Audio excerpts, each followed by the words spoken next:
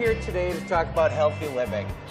We're going to show you a recipe that's delicious, it's easy to make, it's quick, which is part of one of the challenges in eating healthy is you have to make a lot of things from scratch, but it doesn't take very long, and we're going to show you that today. We're going to show you some cooking skills and talk about some other ways of living a healthy lifestyle. That's right, and Andy's telling you a little bit about what we're going to be doing, but that's part of the Choose Well campaign for Aurora, that little or small actions or decisions that you make can make a big difference in your health. It's not necessarily so difficult if you take those small steps. So we're talking about regular health screenings to prevent a lot of problems later on, regular healthy eating. Can you plan menus, shop from a list? Do you try to incorporate more whole grains? Do you try to include more vegetables?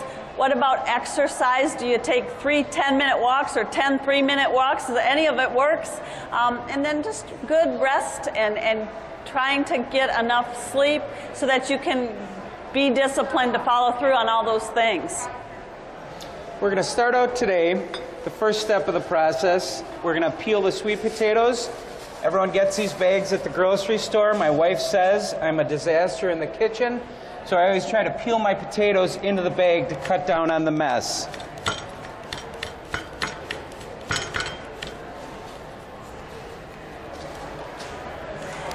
So you know, sweet potatoes have a little bit of an edge over white potatoes, and they're both about the same calories. For a 2-inch by 5-inch potato, they're about 100 calories, about 25 grams of carbohydrate, and about 2 to 3 grams of fiber. But the benefit of using the sweet potato is it provides about 37% of your daily value for vitamin C and about 400% of your vitamin A needs. It's got beta carotene, which is an antioxidant that helps fight disease and aging.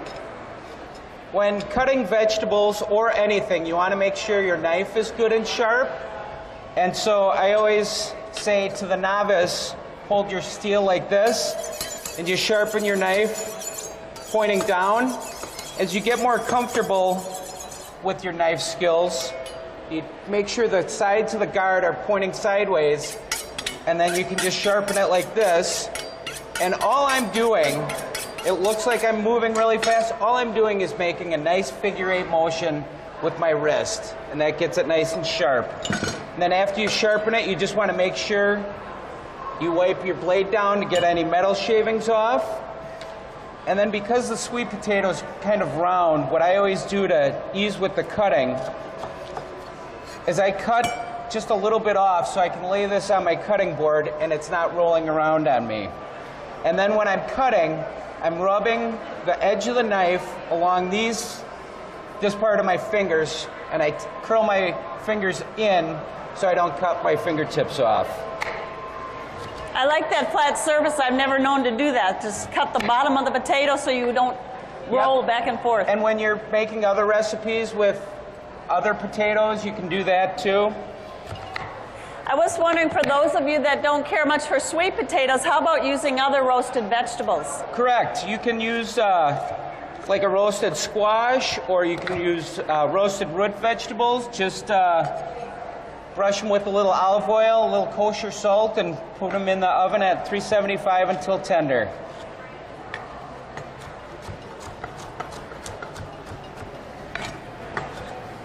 Now that our sweet potatoes are cut, we've gone ahead and pre-roasted some, just for convenience.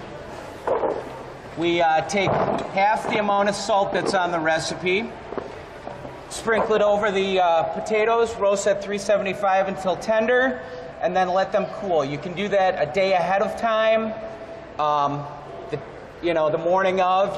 This is a great recipe to take like to a picnic. Just leave the dressing separate, and then just before you serve it, toss it all together. Okay. The current dietary guidelines say to include about 2 cups of vegetables per day, and some people kind of turn their nose up and say, how am I going to do that? But when you look at all the different foods that we're incorporating today, from the beans to the potatoes to the tomatoes to the greens, those are all considered vegetables. So it's really not as challenging as you would think when you consider how many foods are considered vegetables. So after my potatoes are cooked and cooled, I'm going to make the dressing as the first step. I'm going to take my olive oil, my balsamic vinegar, my chopped garlic, and my salt and pepper, and then just whisk it all together. You can do it in the same bowl that you toss the salad in to cut down on the dishes, and then continue from there. And so the advantage of commercial dressing versus the homemade dressing is the sodium.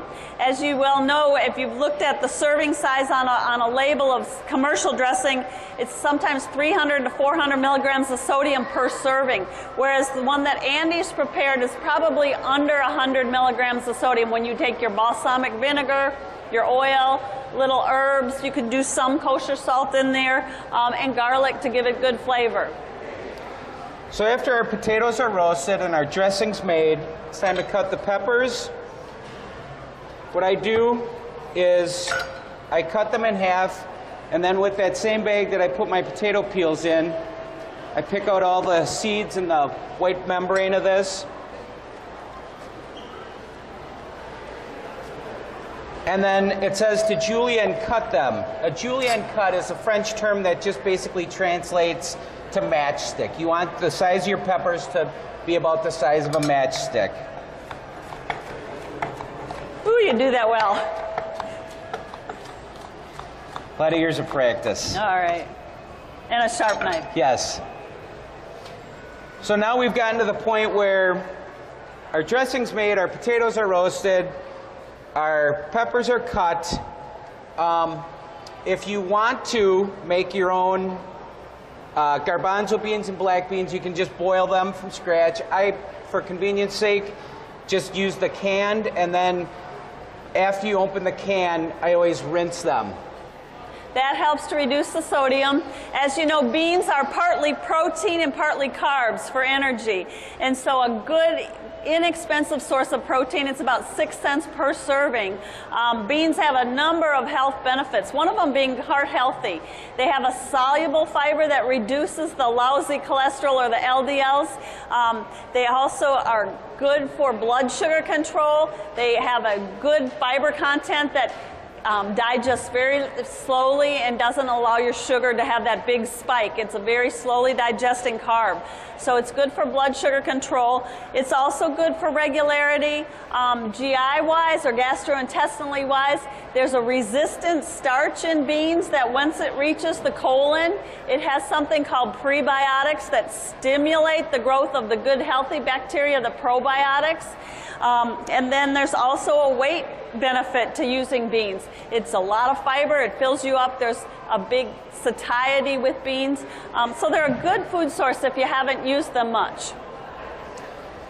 So now that all our ingredients are set, and if there's an ingredient you don't care for, or you have a Roma tomato in your fridge and you don't feel like buying cherry tomatoes, feel free to substitute. One of our taste testers at the first showing said that something like basil would be good in this recipe. You're free to exchange any of the vegetables or types of lettuce even, the herbs you use. They're all good substitutions.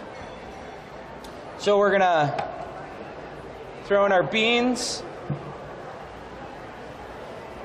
our 2 kinds of lettuce. It's pretty simple. There's no real science to how you're just throwing it together. No, it just all goes together and then gets lightly tossed, and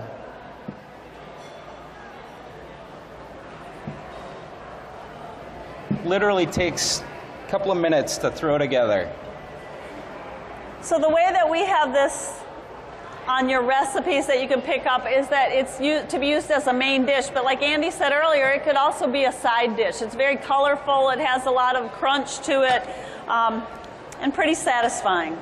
It's about 285 calories as a main dish and about 4 grams of fat, and about 500 milligrams of sodium per serving as a main dish.